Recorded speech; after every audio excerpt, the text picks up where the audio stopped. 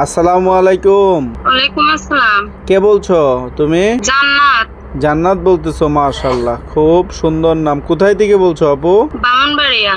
বিয়া হয়েছে নি তোমার? না। তুমি আমার যেই ছবিটা তুমি পাঠাইছো, এই ছবিটা কি তোমার?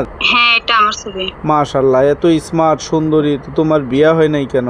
বিয়ে হয় নাই, গরিবের সংসারে বিয়ে দিতে তো টাকা পয়সা বাবা নাই, মারা গেছে। এর মধ্যে আম্মু আম্মু আছিল, আম্মু বিয়ে বসে গেছে, এখন নানির কাছে থাকি। তো ভাই তুমি বোন নাই, বাসা বাড়িতে প্রতিবেদনে কাজ করি, আগে মাসে কি আর 4,000 কখনো টাকা তুমি বেতন পাই। আসছিলা নাকি আজকেই আসছো? না, আগে কখনো আসেনি, এটাই আমার প্রথম হয়েছে। কি উদ্দেশ্যে আসলা এই প্রতিবেদনে? দর্শকদের উদ্দেশ্যে তুমি বলো। আমি আইছি যে একটা ভালো একটা মনের মানুষের জন্য, যদি যে আমার সবসময় আমার পাশে থাকতে পারে, আমি টেক কেয়ার করতে পারে, বিপদে আপদে সুখে দুঃখে আমার পাশে থাকতে পারে, আমি এর জন্য আইছি যে আমি ভালো একটা মনের লেখাপড়া কি মানুষের তুমি জন্য। করছো আপু? না, আমি লেখাপড়া করিনি ভাইয়া।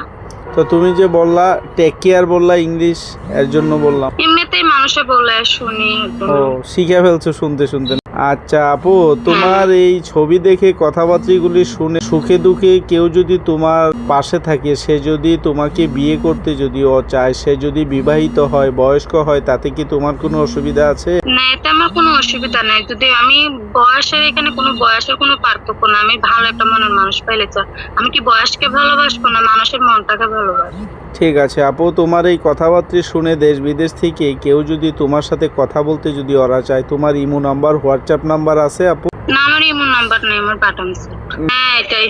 ঠিক আছে আপু, আমি দর্শকদের উদ্দেশ্যে তোমার এই নাম্বারটা ভিডিওর স্ক্রিনে আমি দিয়ে দেবো।